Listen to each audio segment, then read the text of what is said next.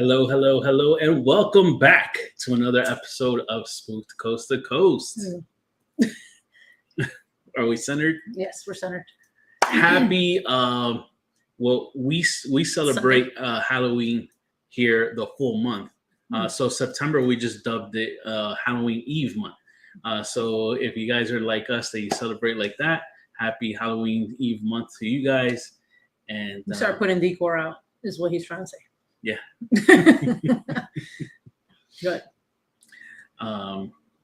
So it is. We are Jen and Mondo 305 Paranormal. Yes, we're confirming that is us. Joy and Joey will not be joining us this week. We will be seeing them next week live for Spooked Coast to Coast. Yes.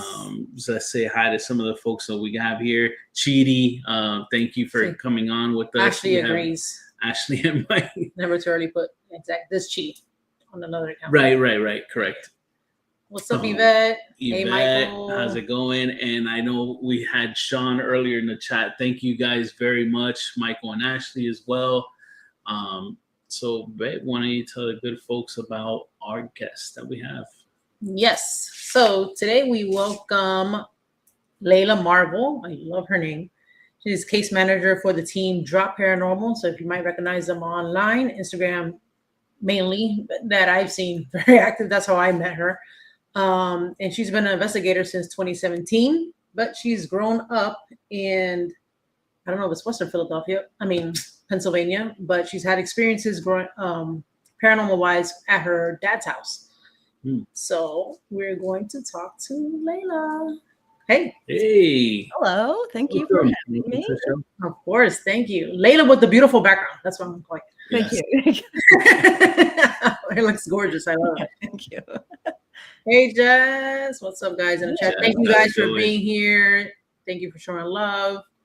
So to get started, so is it correct? Is it Western Pennsylvania? Oh, West Grove, Pennsylvania. Yeah. So I'm like half Delaware. I live in Delaware now, but I grew up like Delaware and Pennsylvania. Like my parents were divorced. So half the time there. And but my dad, that house in Pennsylvania, West Grove, Pennsylvania, it was built by like my great grandparents. And it's not like super old. It's like in the 50s. And I think it was just kind of like farmland. And nobody died in the house that I know of. So it's kind of interesting, the activity, but it's just, who knows if it's just my great grandparents. They were like really close with my grandmother. And then my grandmother lived in that house most of all of her life. She did venture out a little bit. And then my dad, he still lives there. So kind of like 3 generations, and then myself. That's so yeah. It's a neat house. Like it looks like, and like kind of modern, but it's like brick, but it has like some nice like yard, big kind of yard to like play around when I was a kid, and could venture into the woods and stuff, and it was really cool. But yeah, the activity there, like my first experience. I'll kind of just touch on that a little bit. Basically, when I was probably like 9 or 10, I can't really remember exactly the day, or my age, but I just remember like pieces of it basically. But at the time, like my grandmother, she couldn't go up the stairs anymore, so I would stay with her during the summer, or like when my dad was at work, and like help take care of her. And she had sent me upstairs. So there's like bedrooms on the first floor, but there's like other bedrooms upstairs. And yeah, I love the woods. Yeah, I'm reading the comments too. I had gone up to the bathroom to get the clothes, and a lot of still to this day, a lot of like her stuff is there, and like antique furniture. And I used to like go through the drawers, and like that's kind of how I got the love for antiques, I guess. And yeah, but I had gone up there and got the clothes, turned around, and there was this like vintage, or it was like kind of a retro heater that when I turned around, it was on the floor under the sink. It turned on like by itself, like it just like lit up like red glowing, and I kind of just like stood there. I didn't know, like I'd never seen anything like this before, and I kind of like didn't even say anything. I just kind of like stared at it, and I was like, all right, and I kind of like followed the cord, and it wasn't plugged in, and I'm like, okay, that's kind of what is happening here, and then it turned off, and then I just left.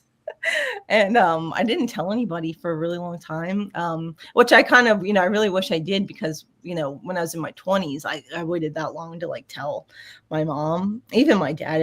I told him way later too, but she had said that my grandmother experienced the same thing with the heater. So it's just really weird. And but since I was a kid, I always felt like stuff was going on there, but we've investigated there, by myself, and then with my husband and another member, that's where we got our my first EVP upstairs. Sounded like a man's voice. We were like, oh, do you like that we're here, kind of thing. And then like about 10 seconds later, it sounds like a deep man's voice. It's like, it says, they all do. I'm like, oh, it was like super chilling and super clear too. So I was like, kind of like got excited to get something like that, my first EVP. And we've heard like sounded like footsteps, people walk around upstairs when nobody's up there, and like not me personally, but like the people that live there, like my dad's not girlfriend, I don't know what they are. Family. Yeah, she's heard her name called before, and stuff like that, and knocking, and so there's and even my mom's experienced stuff like before. So yeah, it's kind of an interesting house. It's been pretty quiet up there lately for the last couple years. You think the spirit's like left? No, I don't know. I'm not sure. I don't really get up there. I probably get up there like every other weekend with like my son. So we go see his, like his pop up, and but, like I don't get enough time to like really, get a sense for like what's going on, but I mean, like my dad's a family friend that's there, every once in a while I'll check in with her, like, gee, anything going on here, and stuff like that, every once in a while. But sometimes I think like they could just kind of like are quiet when things are like just happy and positive, So do you think, so since you said your grandfather or your great grandfather built great grandfather. So, I mean, do you think it's more like the land then? That's possibly. Yeah. I always remember too. And I don't know the group, but like a lot of like the Native Americans were in that area. I don't know if it was the Lenape's or not, but they so my family is like the Lamborn family, and I always just heard stuff from my grandmother, like, oh, there would be like communication between like the Native Americans and like the Quakers too. So we were like, my family was Quakers. So maybe it could be that. I'm not sure. Yeah. Could speculate maybe. So like I was kind of talking in the backstage, our co-founder, she's from Pennsylvania also. And I just don't remember where exactly. And how she started with, in the paranormal is because she grew up apparently in a haunted house also, and had experiences growing up, and everything up there is like activity, which right? Yeah. I don't know if it's the brick, but I kind of feel like, maybe the brick holds some type of, it's like a sponge for that type of energy. And that's in Pennsylvania right now. Hey, Yvette, where you at, girl? Tell us in the chat. The Lime Rock. Yeah. So it's just everything's haunted over there, man. I love it though, because I love those style houses, like the older houses. It's not that here in Miami, you don't see that. It's just We have plenty of condos. Not the townhouses, but you guys, it's like a different type of townhouse. The structure is totally different. Yeah. When I was a kid, we lived in after separated or whatever, we lived in I think it was Fort Lauderdale for a hot minute. I don't really remember anything, but we had a lot of nursing homes. Yeah. Wow. Well, literally, it was a hot minute, because I guarantee you it was scorching down here compared to like up north where you're home. Yeah. So with Drop Paranormal, so you had the experiences while you were young, and I'm assuming that led you to like the paranormal, supernatural growing up. So how did you get with Drop Paranormal? Yeah, so my friend Gene and I, he's like our kind of one of our like rotating members. He lives in Houston, so but he was in Delaware. He grew up in Delaware too. But yeah, I mean we grew up watching the shows and stuff like that, Ghost Hunters and all that stuff, Ghost Adventures. And you're like, oh, like wow, like that would be super cool to do that. So we randomly one day went to in Delaware, in Arden, Delaware, there's an oddity shop called the 𝗹𝗶𝘀𝘀. And we went in, it's like they have like all different oddities, a lot of stuff from like asylums and stuff too, like instruments, and they get a lot of random things. But we met we didn't meet Danny there, but we're like sorry, I'm blanking for a second. There was, when we went into the store, that was our first time there, and there was like a haunted doll there, like a geisha doll that was on display, and there was a business card with Danny Raymer, and he was like an investigator, and we're like, oh, this is like really cool, like we'll take the card. And he was very good friends with the owner, Ken and Beth, of the owners of the 𝗹𝗶𝘀𝘀, and we're like, oh, and he like basically like gave them our number.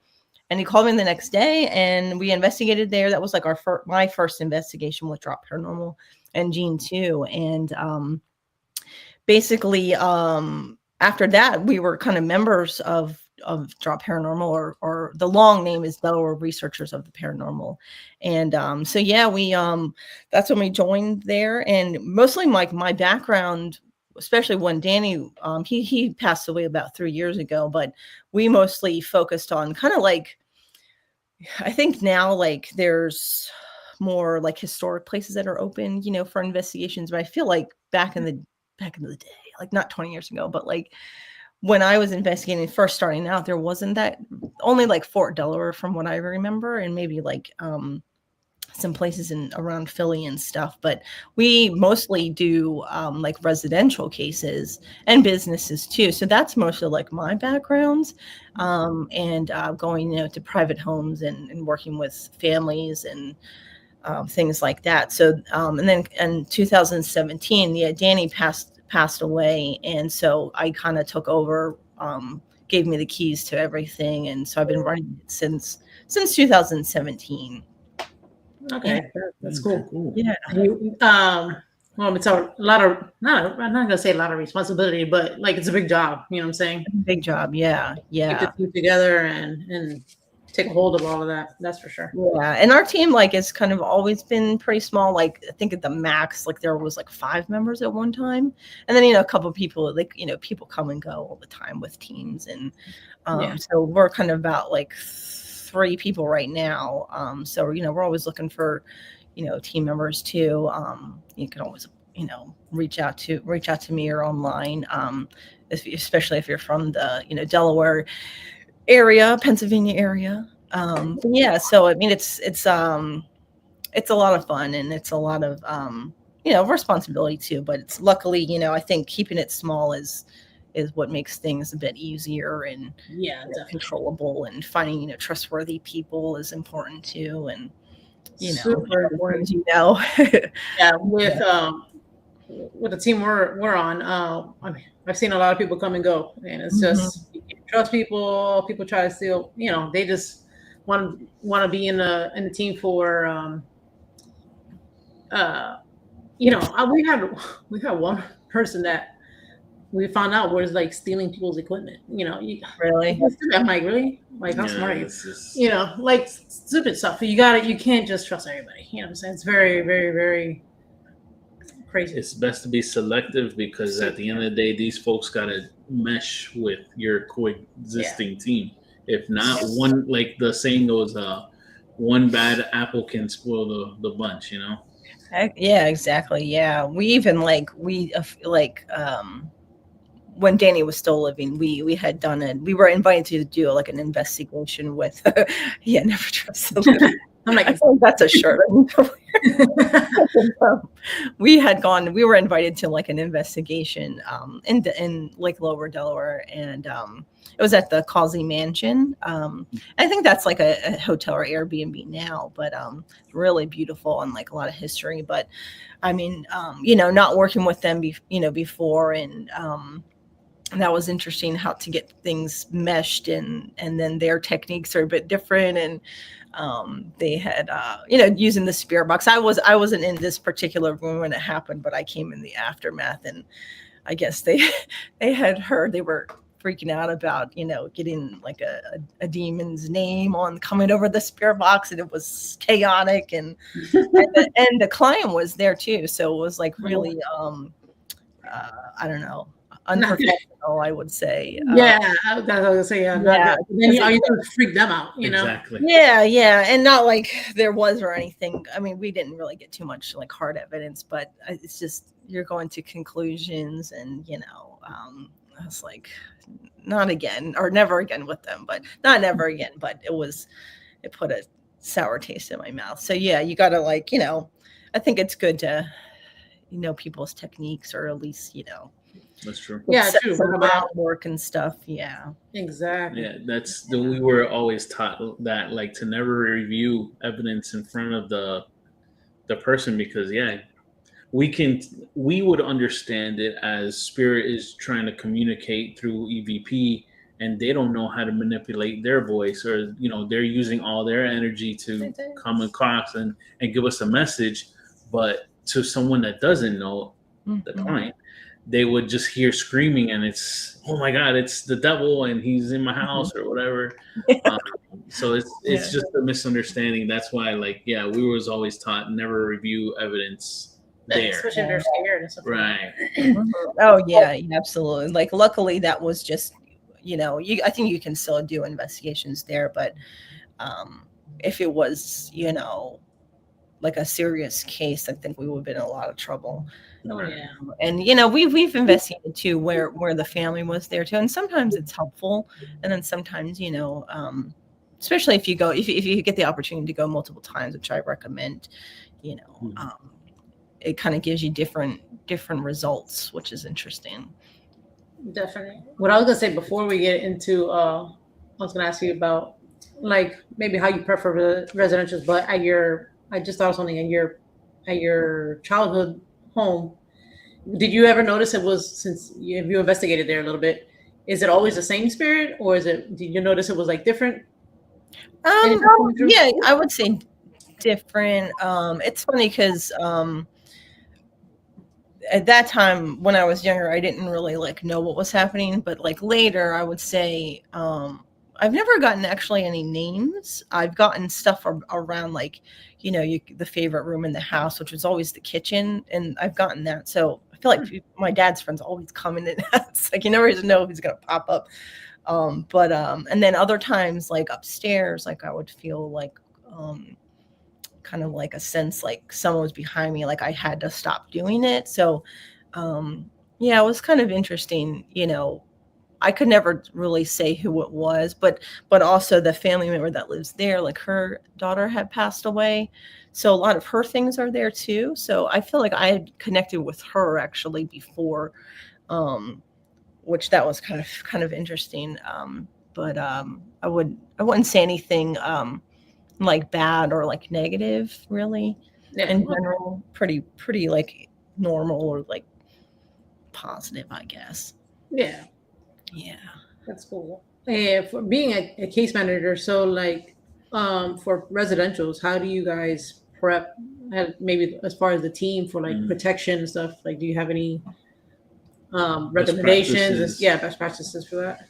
Yeah, so I mean, getting ready to go prep for an investigation, that's usually, it depends like what the case is. Sometimes it's like you'll get a call and you got to go, but I don't recommend going investigating right away. I tend to, get all chatty on the phone with them for like a couple hours if I can, and then we'll go out there and do like kind of like a site review, make sure they don't have anything like that could affect, like electrical things that could affect like,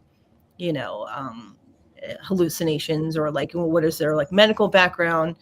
One of the cases that we had, this was like maybe a couple years ago, the lady was on 24-hour oxygen. So like stuff like that, really have to consider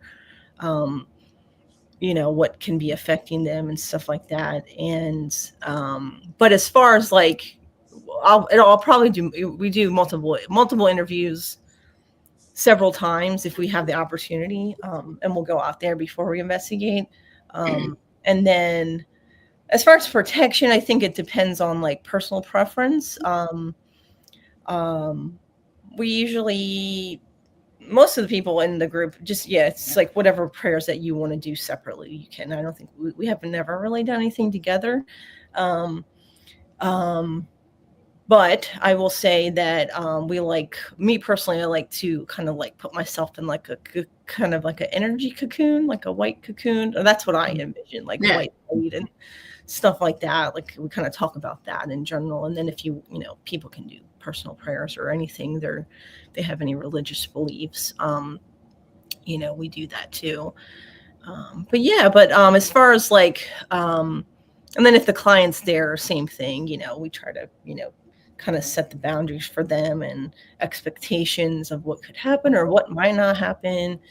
And then it really depends if we get a call, like one time we got a call, the person was getting a shower, the water turned off, and then like the daughter, we got a call, their Christmas lights in her room was like smacking against the wall. So like that was a pretty active location. But then sometimes it's like we got to really like lots of interviews to really uncover what's going on.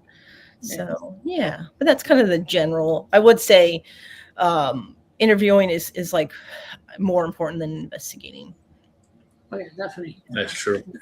Is there any cases that maybe, or anything that's really stuck out to you that was like, well, maybe like I don't know, not the scariest, but maybe like one that's like, damn, that was kind of crazy? Yeah, I mean, the one that we're talking about with the lights, that was probably one of the most active, like, investigations when we were there. We were hearing like disembodied voices outside. We ended up like so the family, without saying too much, they had moved, they had lived in one house and then moved into our newer house. And oh man, you pretty much had a boombox. I was doing an SB. That's and basically activity had always happened with that family like for a really long time, and the daughter was like in her 20s, and stuff started happening to her in her room. She ended up going into the basement, and which was creepy enough because activity would happen down there. But we were hearing when we were there, the former Danny, he had gone there a couple times prior to me, and there's still activity going on there today. They just kind of deal with it, not deal with it because it hasn't been like super negative. It's kind of one of those things like kind of comes and goes. And I think too, it's like with the daughter, when she was around, things would kind of spike up, I guess. And then with the family members, they had moved the grandfather's like ashes out, so stuff kind of ramped up after that. But when I was there, disembodying voices outside the bedroom, a lot of names during that session, and hearing like walking upstairs in the kitchen. And I actually got that recorded, which is kind of cool. And then I was kind of getting some like physical stuff happen to me, like my ears were like pressure in my ears and my chest kind of palpitations, but I was okay. I didn't need to like leave or anything, kind of calm down after a while. But that was kind of the first time that it's ever really happened to me. Oh, yeah, so that was kind of crazy. We have a question from the 𝗶𝗂𝗀𝘁, but before I get to the question, I do want to thank Dantex for putting all of the links where you can find in the chat. Leila, Yes, and Leila's team, Drop Paranormal. So thank you, Dantex, for doing that for us. Guys, check out their YouTube. There's going to be some things that I'm going to talk to Leila about, but you definitely check out their videos. They got some really good videos that they've posted, and a lot of EVPs that they caught on camera that are pretty cool, that I'm going to talk to her about a little later. So definitely check them out, show them some love. So we have our friends, the Cocos, Todd and Carmela. So they ask, Leila, from your experience from doing residential cases, how many have been able to be explained to environmental conditions versus actual paranormal unexplainable? Without giving a number, I would say majority of them are, I would say 60-40, maybe higher than that. But we've gotten, a lot of times it wasn't paranormal at all. Like it could be like medical related, or we've actually had someone,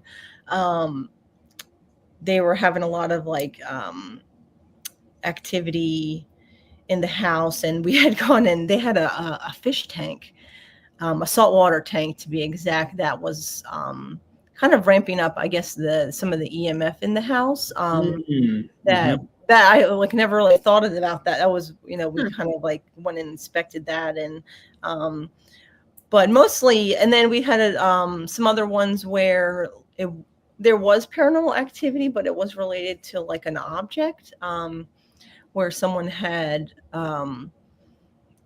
taken, I don't know if they were actual human remains or they were bones. They were remains of some sort that were like from over like in the Middle East, that they had brought them home.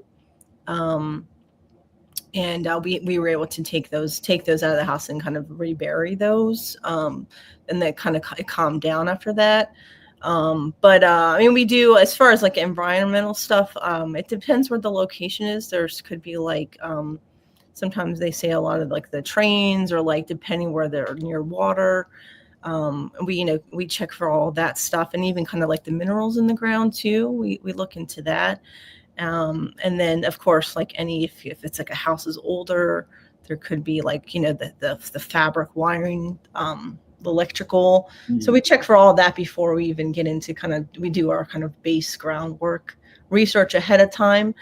And then of course the interviews too. And of course, going to the site prior to the investigation is super important. So there's like a lot of variables. But I say sometimes I would say there's nothing really going on. And sometimes it takes a couple opportunities to kind of really determine that too. And I think sometimes too, stuff fluctuates. So you might go there and there might not be anything. And then sometimes stuff ramps up depending on, people's experiences, or, they always say like renovations. And it's funny because like our house here, we've been in this house like 13 or 14 years. And there was a person that passed away here, and nothing like crazy. But when we ended up doing like a renovations on the house, stuff started popping off a little bit, but then it calms down. So we're like, is it like the lady that lived here? Who knows? And then, my husband's mother, she lived with us, she passed away. But she lived with us too. And so we think she's around too. But so it all depends what's going on. The day is a different day and stuff happens, or the time is right. I'm saying the perfect timing for it. Yeah. We're talking about good question. Thank you for that. Good question. That was a good question. What, as far as for like people's houses and stuff, like what signs have you noticed that you see that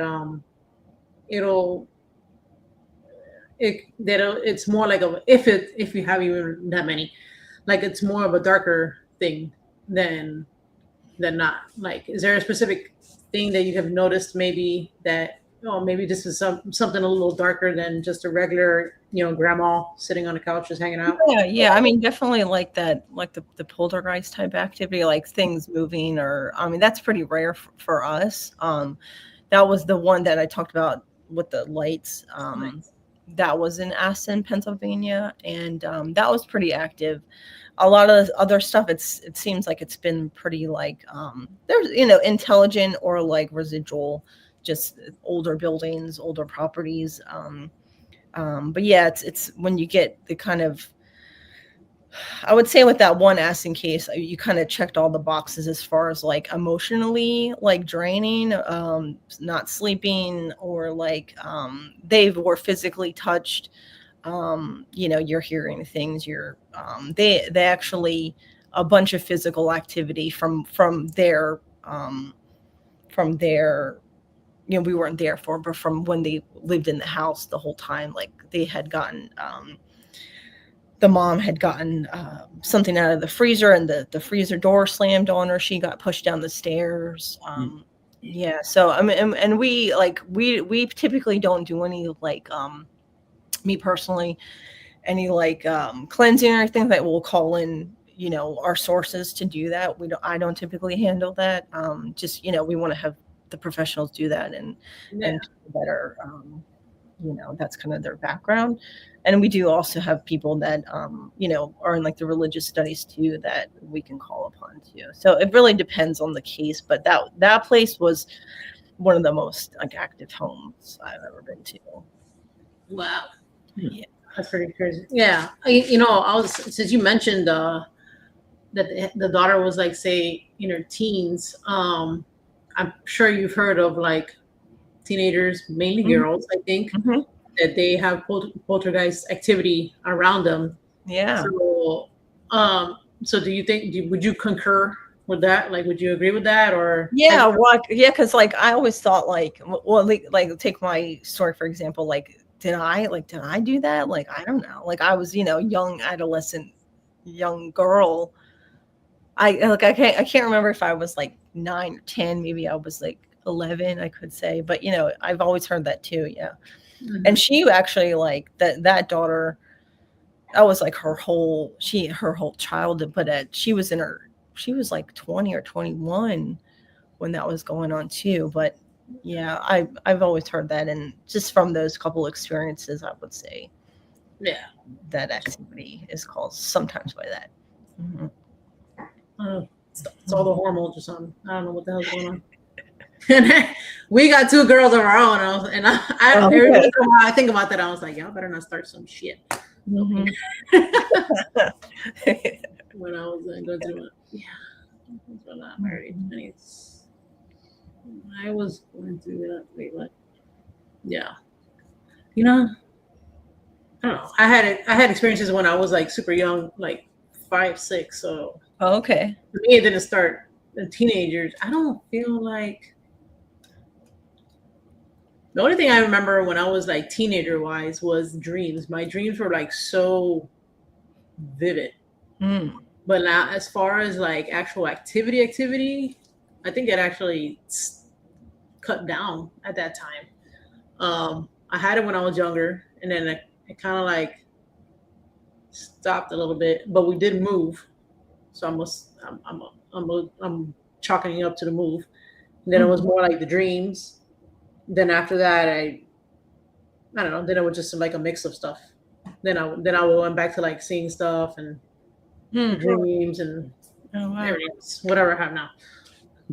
Yeah, I wonder like what it'd be interesting to do like a poll of like the percentage of like female children or like young children versus like boy children, like what the difference would be. I don't know how you would do that, but. Yeah. Well, I mean, we know a lot of paranormal investigators and young kids now. Yeah. So, example, our youngest yesterday, where was she? Oh, she was with me in the bedroom yesterday, and this was early morning. She was like, she said to me, she was like, "Did you hear that or something?" She said somebody said hi. That's what she said. Well, somebody said hi, and I'm like. Man, I didn't hear nobody say hi. She was. I don't discredit them because that's how I was when I was a kid, So I was like, I was like, where? And she was like, and she pointed to where it would be. She's like over there, but like outside of the door, right? Of the bedroom door. And I was like, okay. And then she was like, did you hear it? And I was like, no. I go, but that doesn't mean you didn't hear it, you know. And so she was like, oh, okay. And then she went back to her tablet. And so I was like, yeah, whatever. Stuff like that. They start hearing. That was my first thing, was hearing. Yeah. So. You're like, did I hear that? Yeah. Talking about well, I want to get into, well, did you want to ask something about the manor now, or I want to get into the movie first? Let's get into that. So you watched the movie yesterday, right? Mm-hmm. The Cursed Man. So I don't know if anybody has heard about it in the chat. It's a guy. It's kind of like a documentary. So is it a real documentary? Yeah, right? Yeah. I mean, I think it's a real documentary. Yeah. I would say it is. So the guy, he wants to put a curse upon himself. So he goes to, like, I don't know how many different countries or whatever, but he goes to different shamans and stuff and tells them to place a curse on him because he doesn't believe it'll work unless he believes in it. So, what were your thoughts on the movie? Okay, well, I won't try and ruin anything, but I guess what I liked about it was, like, we watched the first half, Friday night, and I'm just like, oh, it's a bad idea, not a good idea. He had first gone to, like, I think they were like more like pagan witches. That was, I think, in, where was that? I forget where, LA, I think. And they kind of like did a ritual to kind of open him up to start receiving things. And then he went to, like, New Orleans to see, like, a voodoo priest. He went to a couple of them. The first guy didn't want to do anything to him and kind of gave the warnings, and then the second guy did some sort of they used his hair and did, like, a bunch of, like a ceremony, and took his hair and, like, wrapped it around like a coffin nail. And and, like, they had to wear this, like, satchel sack around, like, his neck that kind of would, like, weigh on him over time. And he visited, like, Satanists in Mexico, and he went to India. So that was, like, it was just, like, really, really interesting to see all, like, the different cultural beliefs, and, like, it was all like black magic, and, like, voodoo too. But you'll have to kind of see how it unfolds, and, like, kind of what happens to him and how his opinion changes. And I would try not to say anything else because I don't want to ruin anything. But I think it was interesting to, like, see the different rituals. And he actually did go to, like, a black mass ceremony, and where they had sacrificed a chicken, and were, like, the blood was coming out, and then, like, they took, like, the leaves, and were bathed in blood kind of thing. And that was on Amazon Prime. It was called The Cursed Man, and it came out earlier this year, I think in March of this year. So it's been out for a little while, but I just randomly saw someone do a review on it. I'm like, oh, this looks terrifying. I had seen it through I watched on YouTube, like, like upcoming, like, horror movies or scary movies and stuff, and they, like, little trailers, and that's one of them that I seen, and I was like, oh shit. I was like, damn, I gotta see that. And I totally forgot about it because I saw it at work one day. And then when I saw that you had posted about it, I was like, oh, I forgot I wanted to see that. And then I did see that. So I recommend watching it just to, like, see the different cultures, and exactly, really interesting.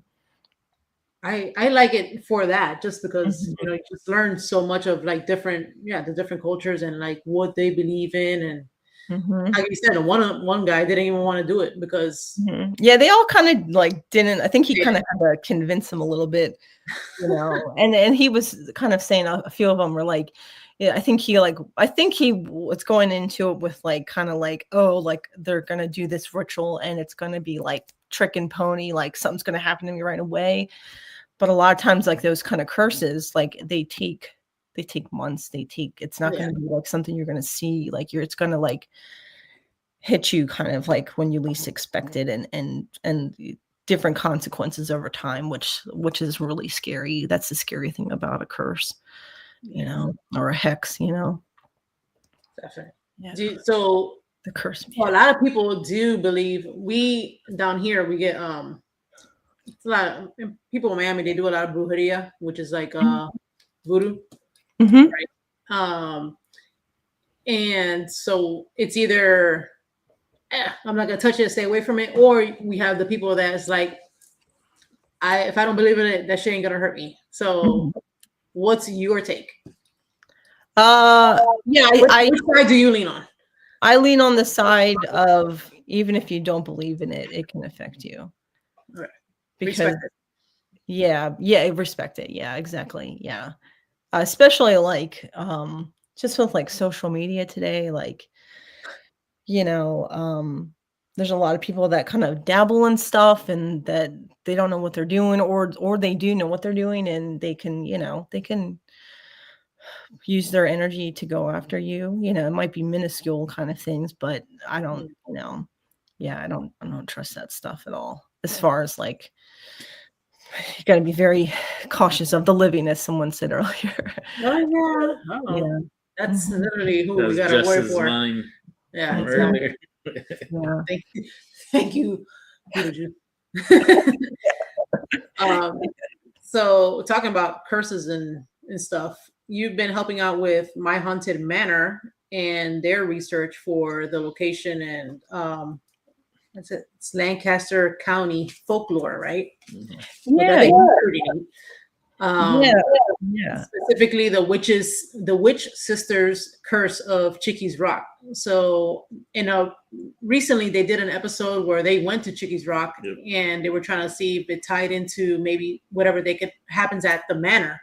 And if they had a connection. So would you like to tell us about that and what did you find? Yeah. And about that, like tell us about the girls. We don't really know much about them. Yeah. Well, yeah, we don't know much about the witches. Yeah. A little bit, you know. So yeah, I was randomly talking to Jeff and Trey Bader and Darren Martian. They run the My Haunted Manor USA project at the Samuel Miller Mansion in Columbia, and you know, you can go investigate there overnight and stuff. But they were doing that segment on the Curse of Chickies Rock, and you know, they say Columbia basically has a lot of, you know, kind of presence around the area, and it was part of the Underground Railroad too, and same with the manor as well. They think there's correlation there, but yeah, they've been getting a lot of like interesting seeing a couple like apparitions or like a kind of like, I don't know if it was like a witch kind of, or like a darker figure in the basement. So they're trying to figure all that stuff out, like if there's like related things to like the local folklore. And there is so basically I'll kind of give a overview and then I'll circle back around to the witches.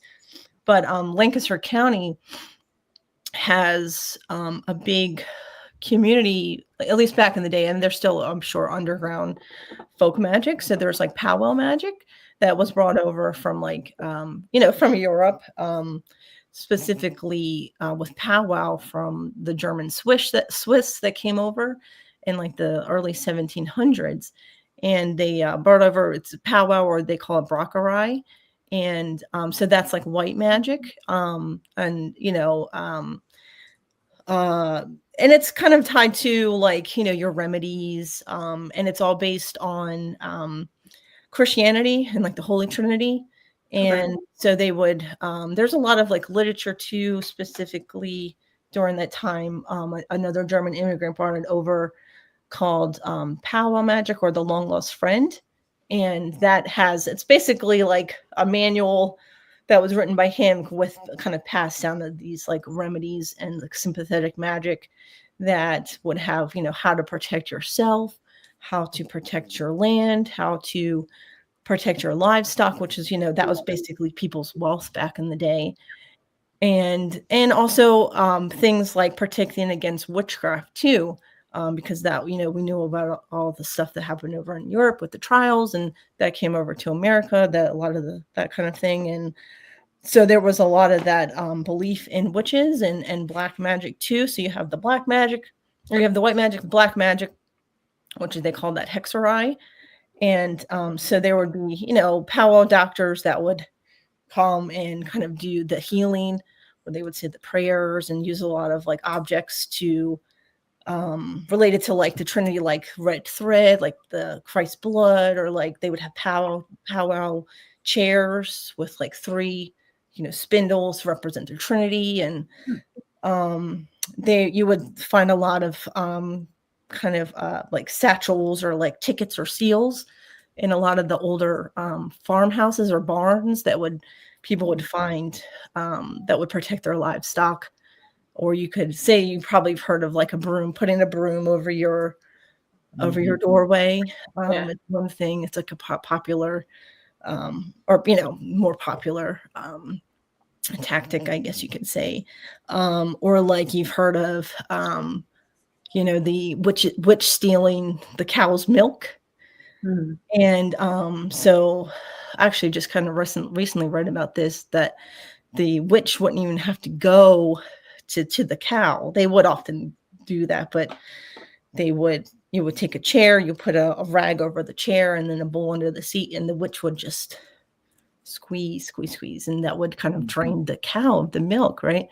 And then the farmer would come back and there wouldn't be any milk, there would be blood most likely. And they would take the powwow, the person could take the powwow to kind of cross against that, where they would take the blood, that came out of the cow, and they would boil it and they would do like an X over it. So eventually they would do these like symbols and things, and the cow would be able to have milk again. So they would use, like, I was giving that example to kind of like show you, like, what you could do, what the type of things that they would do to fight against like hex magic, witch magic.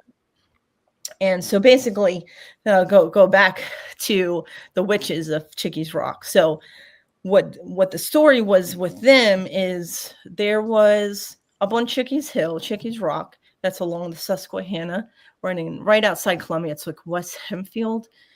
And basically the story goes is that the witches, there was three sisters that had a property at the top of Chickee's Hill.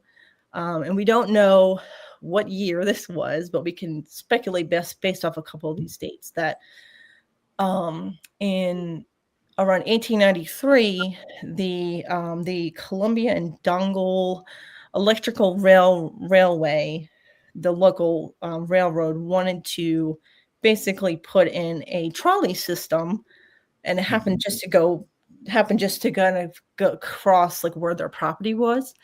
And the sisters, we can kind of speculate that they, based on the book that they used, based on there's a couple articles on this and in a few books, but Uncharted Lancaster has a lot of information that I'm telling you here, that they used a book called the 6 and 7 Books of Moses, that supposedly they read from the book and they kind of cursed the local area, which they think to maybe Columbia.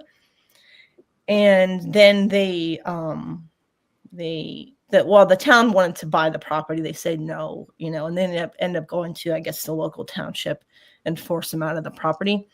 And I guess the story goes that they did a curse from the book, some sort of ritual from that book, and then they jumped off of Chickee's Rock, basically to their death. Now we don't know. That was in like 1893 they actually put in the trolley system. And then 3 years later, there was in 1896, there was a trolley accident, that the trolley, they did put in the trolley system, and there was like a kind of a park up there that they would have, a lot of families would come, and a lot of the public to like listen to music. And I guess that evening, all of a sudden, storms came and it started raining, and everybody was forced on the trolley, because they wanted to get out of the storm and to go back, to work, back into the town. And basically too much weight, but also there happened to be an infestation of the potato bugs that all had, assembled around the tracks.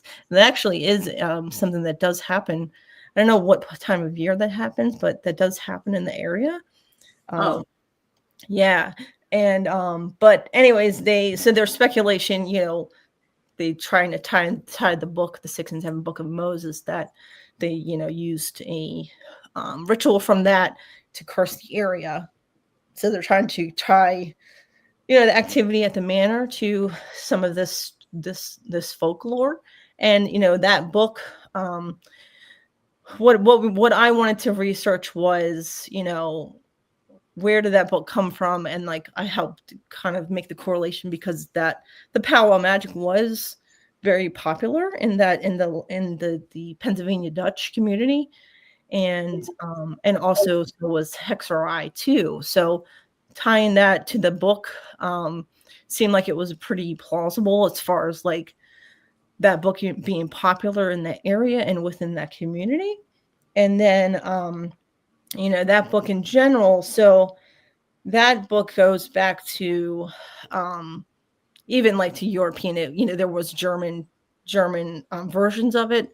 The book that I have, so I ended up talking to Jeff before I even started researching. That's kind of how I got into it. Was he was kind of telling me that they were going to do this segment, and I ended up like reading about it, and I'm like, oh my God, I have this book. I have a few different like occult books in like my collection.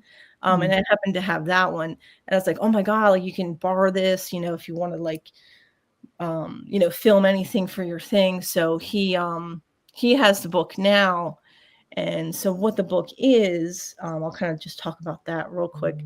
So basically, you have your 5 traditional books of the Bible, but the 6th and 7th, they say that they were ancient texts handed down to Moses to perform like the miracles. But it is basically a grimoire of like ancient texts that have these conjurations, has rituals to kind of has the protection spells and things like that. There's 125 seals in the book, and about a third of them are for revenge, for destruction, for things like necromancy, and yeah. And reading the comment there, Todd and Carmilla, and yeah, I do know them. Yeah, I know Jeff and Trey, and I haven't met Daryl yet, actually. But the book is really interesting. There's a lot of you're supposed to read it actually in Hebrew, and they say any other sort of language has no power. And so it's all about, the incantations and pronunciation. And there's also really interesting things I kind of learned about it, where there's like, you'll have the, what you're supposed to say basically, and it'll be like NN, and that's where you insert your name. So I thought that was kind of interesting, but you're basically working with high ministry angels, fallen angels, spirits of like the planets, sun and moon. Ancient. It's very ancient. Yeah. And you'll see like you can get English printed versions, like new copies, but then there's really nice rare ones you can get English translated from like the 1800s. So that's the one that I had. But it's really interesting. You can actually get a digital version online for free. If you just search it, you can actually see what's in it. So there's 2 volumes, but you're working with a lot of demons too, and there's really interesting things there about like the seal of Moses, that Aramaic. Yes. I don't know actually if it is Aramaic. I've heard Hebrew and some Latin. You would have to check that actually. But it's really interesting. The seal of Moses. There's things in there where you can, if you wear this gold plate, you'll have protection from death and all that stuff. And it's pretty interesting. And so there is like one invocation of like a plague of bugs. So maybe we could say that we don't know exactly what we can speculate maybe that the curse involved. That of course would have had to been much later about the plague of potato bugs, but you know, it could have been like we talked about, like a long standing curse. So Yeah. so it's kind of, you can kind of try and tie some of these correlations, but so the story is like 3 sisters. I've also read that there's one witch, so what makes it a bit harder. But the family name that we found is the Schenck family name, and they came over in the 1700s, and that name was actually pretty popular. But I was able to, I have like a whole book of the Schenck family history that I'm actually going through that has like every family member in like Lancaster County. So I'm trying to correlate the location supposedly of that house on up on Chickies Hill. So it's kind of weeding through the needle in the haystack kind of. Wow. Yeah. That's a lot of work, but that's very cool. Yeah. Yeah, it's kind of like like a rabbit hole, and figuring out like a big puzzle. It's interesting. Exactly. Yeah. But I mean, as somebody who likes history and like likes to research and whatever, like I find that super interesting. Like a lot of yeah. Like I don't get a lot of time, but I try to invest in some projects that are really interesting, and then yeah, exactly. Yeah. What is so you've investigated the mansion a few times, right? What do you think is your favorite part of that location? Well, so I've investigated just once there. That was last year with like my Boo Buds group, and at the time, that was when there was a lot of like figuring out, what was going on in the basement, like about, that was before they released the information on like the if there was like remains in the basement. Right. Yeah. So we were getting a lot of stuff correlating to like a couple of the people, I was helping ask questions during, like they were doing a double Estes method, which is cool. And like there was like really interesting communication where it sounded like there was like a female and then like a male, like the nasty male spirit that's down there, correlating, like talking back, like kind of real nasty. And then a couple of people in our group, they're sensitive, and they were getting visions of like a woman being chased kind of thing out of the basement, or like you may be trying to tie in that scenario of like, is there actually like remains in the basement? So, and then I got a couple that was kind of interesting down there, and then in the kids room too was interesting. Just a lot of the equipment was going off. I did get a couple EVPs there in the like the back where like the servants' quarters is. Yeah. But yeah, I definitely want to get back there. I keep saying I gotta get back there. Yeah. No, we do too. We're dying to go back. Yeah. Back to Gettysburg this year. I definitely would have made the trip up there, but we couldn't go this year. So, but I love that. I really love that place. And then when we went, I ran out of batteries or something, and it was so late. I thought we had extra batteries, and something I had like drained, and I was like, damn. And then I tried to find a CVS real quick online, and I sent him to go to the CVS. So I'm like inside of there by myself, and I was like, a little sketch, but I turned on the spirit box, and I had it like full blast. But there was one part when it was running. I thought I heard like boom up. I was in that that parlor downstairs. Yeah. Towards that, and then like I kind of like I was like, damn, did I hear that? Or I don't know if it was like the spirit box. So I kind of turned it down, and I'm like,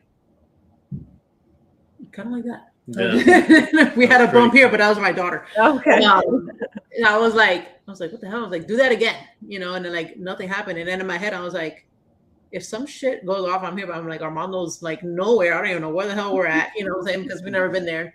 I was like, he better hurry up. But Yeah, super cool. And then the train will go by it. So I'm thinking that like the train amplifies Yeah. Activity in there. stuff Yeah. there.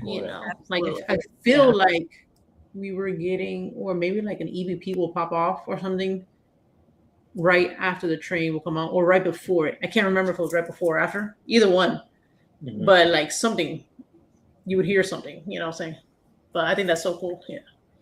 Yeah, the place is really, I mean, I think they're, just touching the surface. Like, it's just really cool that there's this ongoing investigation there. Like, I recommend people, go if you can, stay overnight, and of course, Daryl and Jeff and Trey, like, they're very welcoming and great, really good people.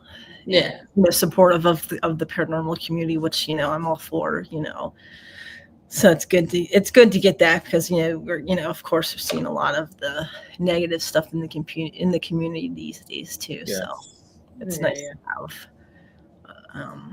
positive things going on. Definitely, guys, check out the Samuel Miller Mansion if you get the opportunity to. Yeah, if you ever get to investigate it, for sure. So collection of books. So you collect. Do you collect haunted items? Do you consider them haunted, or are they just antique items? Yeah, antique items. Yeah. Okay. Someone was talking about the chairs.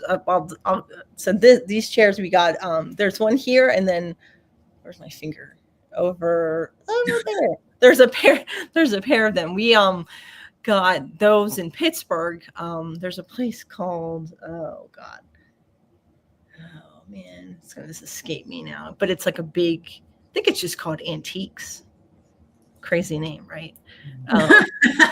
Straight to the point. Yeah. Oh God, I can't think of what it's called. But anyways, it's a big antique place. But these were they have like red velvet cushions. So we have antiques. Beautiful. Here randomly around the place, and it's called Artifacts. That's what it's called, just Artifacts. And, but they do a lot of like loaning out for like movie sets and stuff. Oh, that's cool. Yeah. Yeah. Cool. But yeah, haunted objects. I have a ton of random stuff. I have a lot of those. Yeah, my husband's like, oh, you brought another damn thing up. All right, I have a lot of I have some like Civil War hats, like 𝗹𝗶𝗀𝘀𝘁 that I have that I don't know what's going on, but yeah, I mean, if there's activity here, I think it's my mother-in-law, but she's yeah, like I have books, and I have dolls too, because I love dolls. I've collected dolls since I was a kid, but I don't think they're haunted. Have you ever investigated them? Just to no. I have one rule is like no investigating in the house. Okay. Basically, like my quote is like, don't shit where you eat, basically. Like that's like my rule. Just I gotta have like one safe space, basically. Well, have you noticed like has even bringing in like stuff like that, like collectors stuff? Have you ever noticed like anything like change? Maybe like something came with one of the items, or not really? It's hard to say.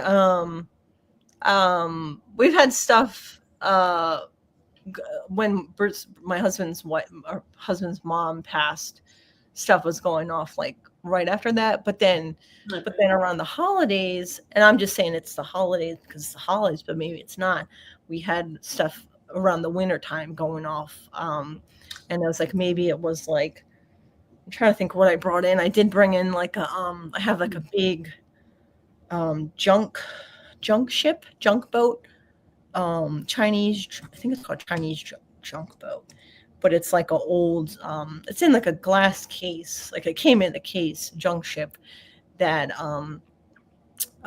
it's like from the 1800s, like wooden and like all hand painted, and that was like in the winter, but I don't know if it's that or whatever it is. But yeah, we were having like I was getting ready. It was around January, February, and I was actually getting ready. We were going to getting ready to go to Trans-Allegheny. We went there in February, and like stuff was going off around, not after, but before. So I don't know, like what it is. Interesting. Yeah, I don't know. Like maybe they were random. I probably brought home maybe like $3 since then. So, or like during this year, they're, you know, vintagey, but I don't think it's the dolls. cool. I find that like stuff happens in the winter. Yeah. Okay.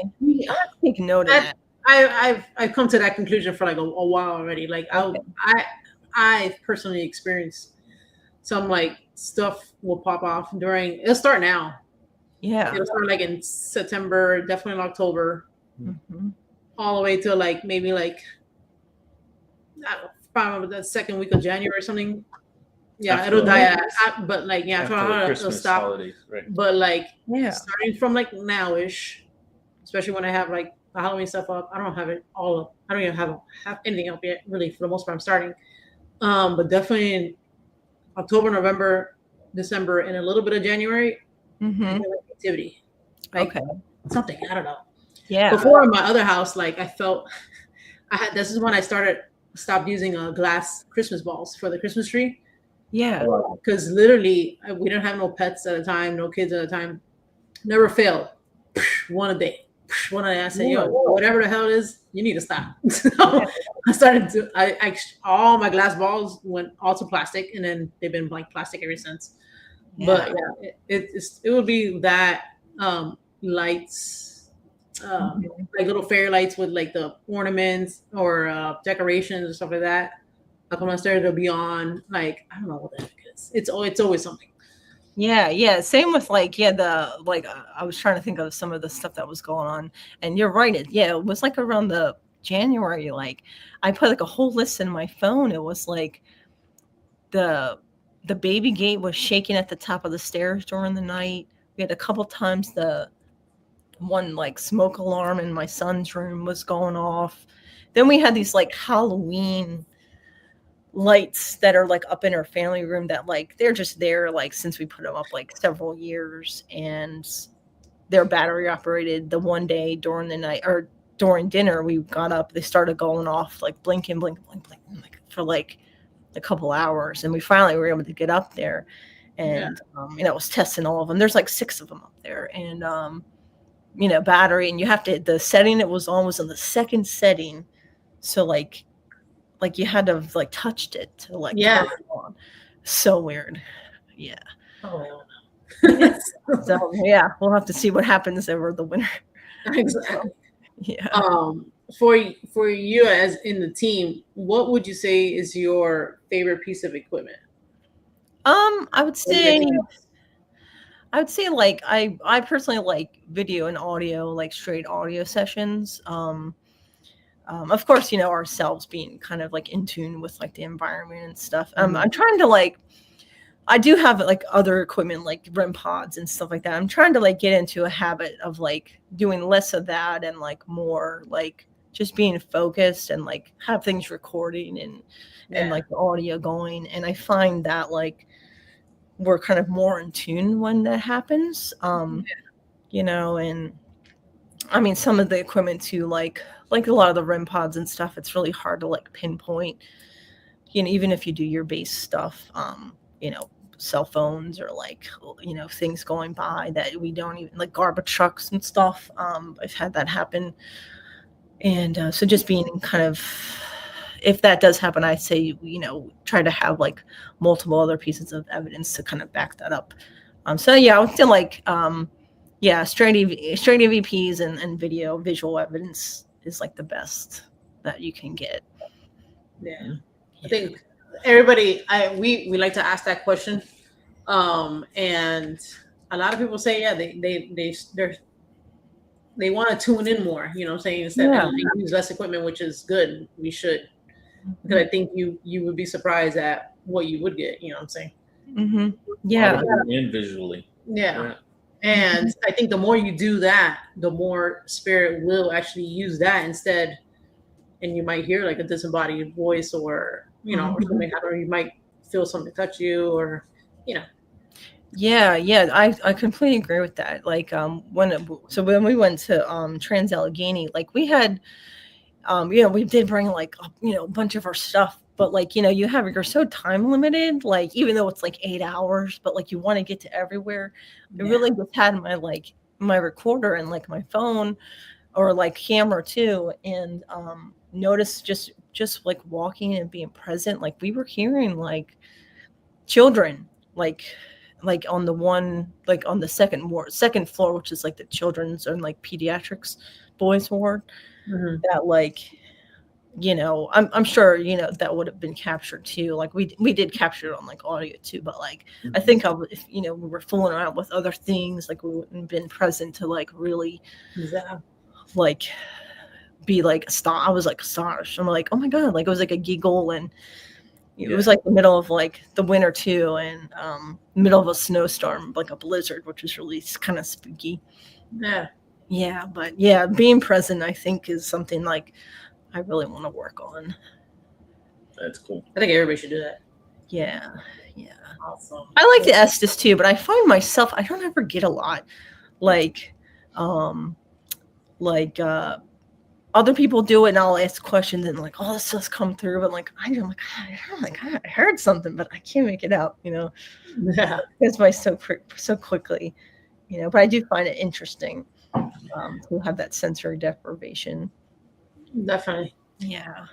What I wanted to touch base on was, well, first, are the videos that you have posted as far as your evidence, is that evidence that you have captured or everyone in your team has captured together? Yeah, just myself.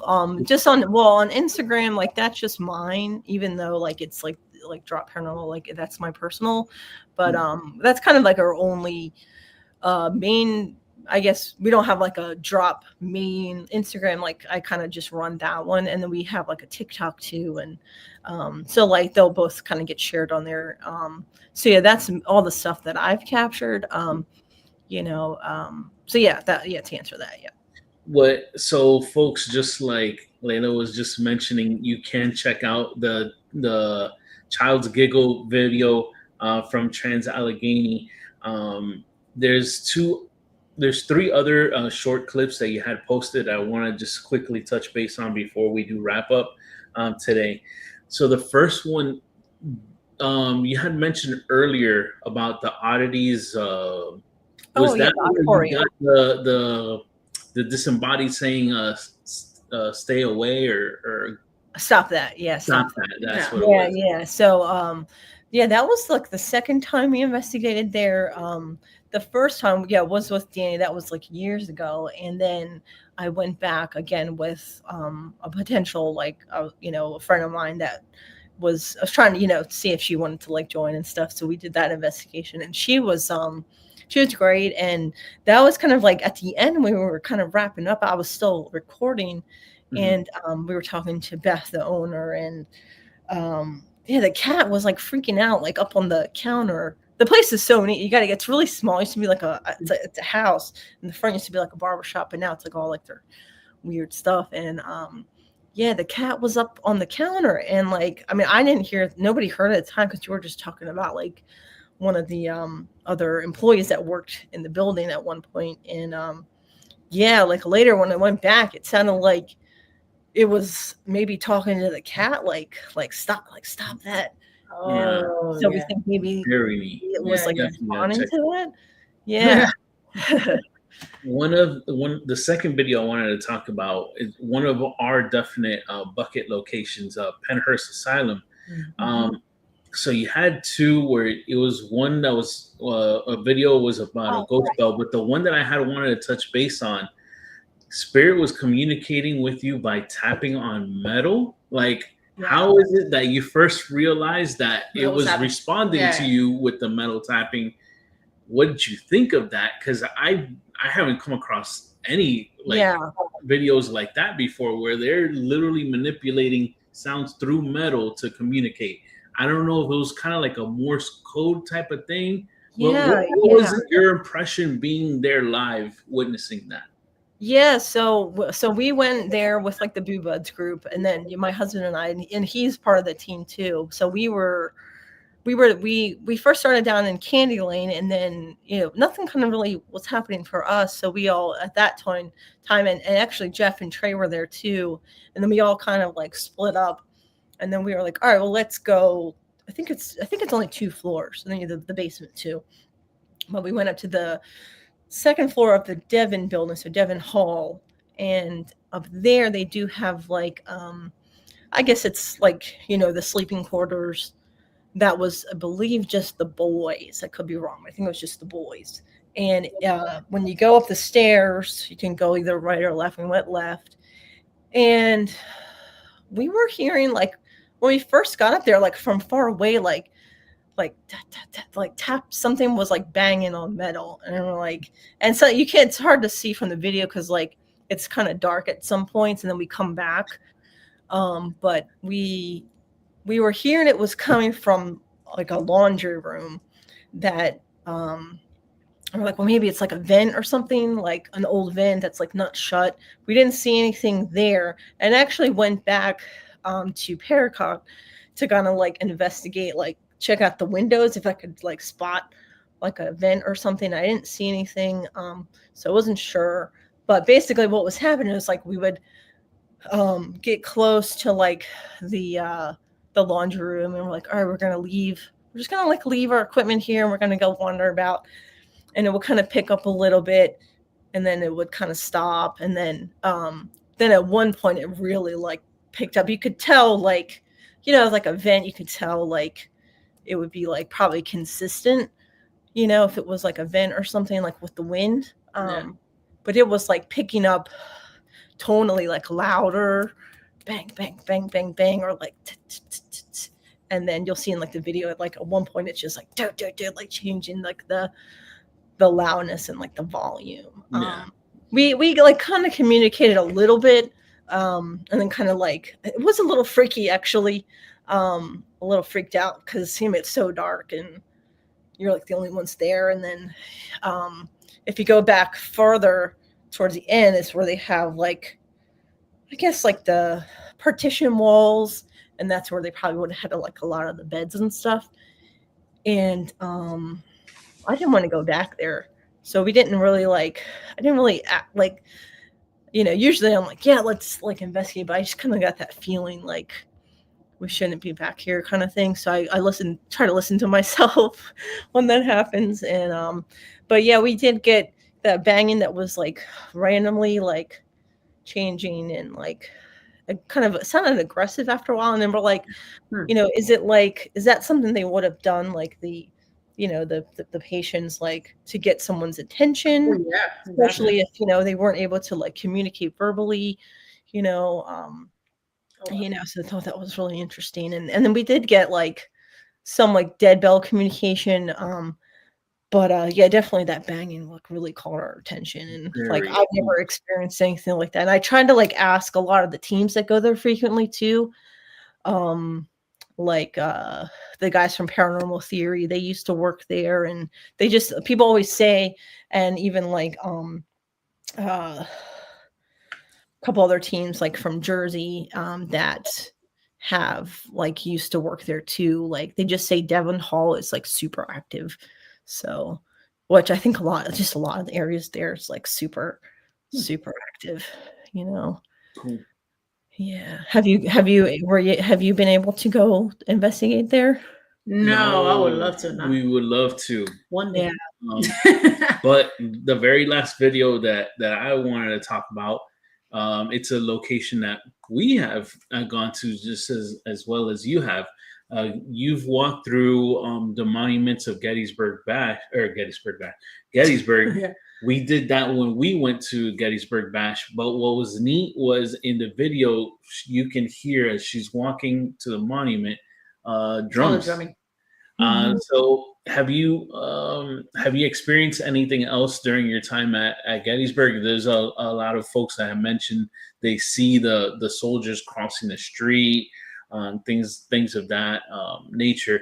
Have you come across anything else? Horses was another one too. Yeah. Right. Yeah. That was on the wheat field. And I've been on the wheat field one other time. Every time I've gone to like the actual battlefield, my time has been very limited. So that was the second time.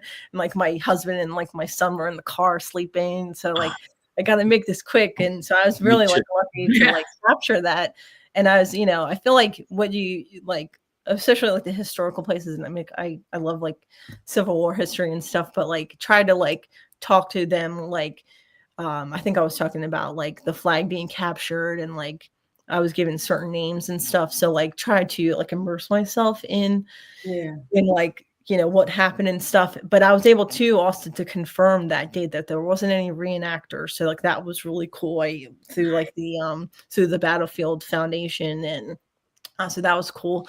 Those are the only 2 times I've investigated the battlefield, but I was recently investigated with a couple of people from my Boo Buds group. There were, like our just Boo friends or whatever, at the David Stewart farm.